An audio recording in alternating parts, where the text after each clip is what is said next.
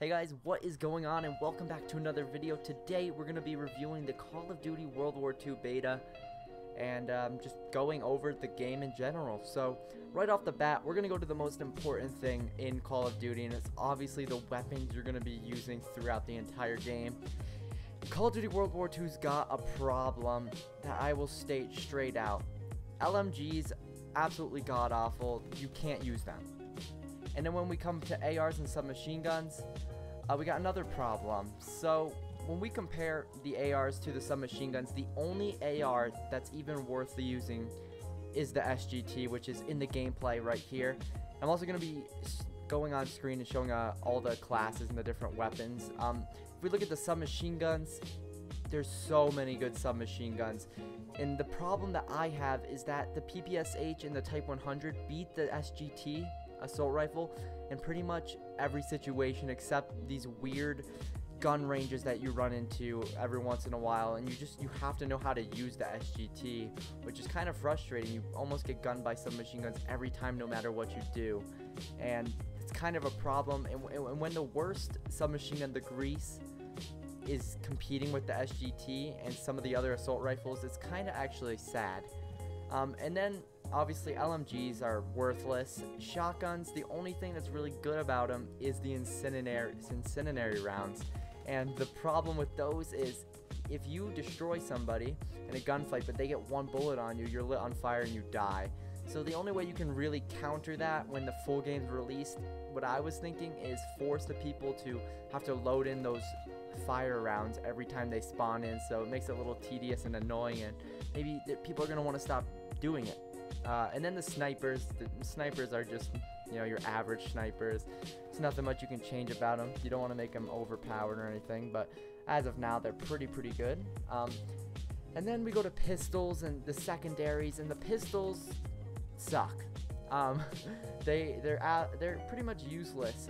The only good pistol in the beta was the machine pistol that we didn't get to near the end of the game, and it really wasn't that good. The pistols are pretty much last ditch effort, and I understand that's the point of them, but when the last ditch effort is literally in pretty much a no kill situation, it kind of is annoying, and you might as well not even have the pistols in the game because they're just that bad. And then there's the launchers, and you have the bazooka. I forget the actual name of it, but it's kind of just there. Not many people used it. I didn't use it, so I didn't get a chance to really see it. So throughout the guns, though, submachine guns own, and some stuff's gonna have to go down, some fixing to fix all the little bugs and stuff too with gunfights. But other than that, I mean, the weapons weren't totally bad. We'll just have to see what else they add into the game afterwards, because this hopefully wasn't all the guns too, because there really wasn't that many. And then we go to kill streaks. Kill streaks throughout the entire beta that we've seen so far, which it looks like we've seen most of the kill streaks, they were just normal, and normal in a bad way because they just weren't amazing. Pretty much every single kill streak was garbage. The UAVs took quite a while to get, and they could be shot down with, you know, 30 rounds, so like one clip of your AR, you shot down a UAV if you really wanted to, which is kind of annoying after you've worked hard to get it and it just gets shot down. And I mean, the UAVs are UAVs, so they're normal, but the other kill streaks just weren't really worth it a lot of the time. They weren't powerful. Paratroopers were absolutely terrible, and a lot of the stuff just wasn't amazing. And kill streaks overall, they were just normal, kind of in a bad way, and we'll have to see what they do, buffs and all that, when the full game releases. Obviously it's just the beta. We'll see what other kill streaks they add to the game. But for kill streaks, I mean, it wasn't terrible. It wasn't too bad. Then we have the maps, and for me, I'll say this for every single map in the game, they were way too linear, as in small, as in I was getting shot in the back every 2 seconds. Throughout the whole entire beta, I couldn't really get on kill streaks amazingly. I mean, through this gameplay I did, I almost got the 30. But for the most part, I was getting shot in the back. I feel like I couldn't get control of the map compared to other Call of Duties where I could control the map pretty easily by myself. And then the spawns seemed just really bad. They were kind of locked spawns where I'd get spawned behind just because we're setting up like a spawn trap, and somehow the dude spawned behind me, and it was just, it was pretty weird. And pretty much every map in the beta just wasn't good in general. They pretty much all were mediocre. I like this snow one that I'm showing here, but other than that, the other ones weren't great. And obviously they're probably saving some of the better maps for the beta, but you know, like throughout that, I mean, you can say that, but we'll have to see once the game fully releases and we see all the maps and everything that they have to offer. And now, in general, just the game and what I kind of find atrocious with the game. So, the game itself, the main menu is terrible. It has this weird column thing where you have to click like R1, L1, I believe, or RB, LB, to go between the menu, between, you know, finding a match and trying to invite your friends. And it just didn't feel like Call of Duty, where normal Call of Duty, you know, you have find a match, create a class, private match on the left, and you can just kind of scroll through it. And I kind of found it annoying, and it's just a little tedious to find what you need to find, which kind of, it was just the little things that make a big difference too a lot of the time, and it was just a little bit annoying with that.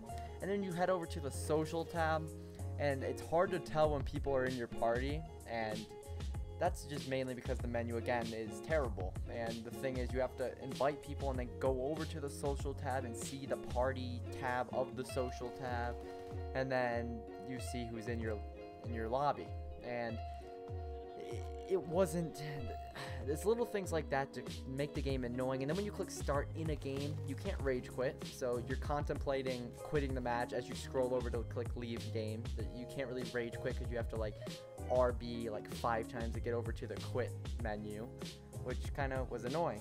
And then we'll go over to just the game in general's ability, I guess you could say. The game, I know it's a beta, but the servers were a little laggy, it felt. And a lot of the time I was in a gunfight, it just kind of felt weird. It didn't seem like normal every time I killed someone. The time to kill was kind of random, I guess you could say, which isn't a bad thing, but I mean, it's obviously not good that the time to kill is kind of weird. I could never really tell if I was about to kill someone or not.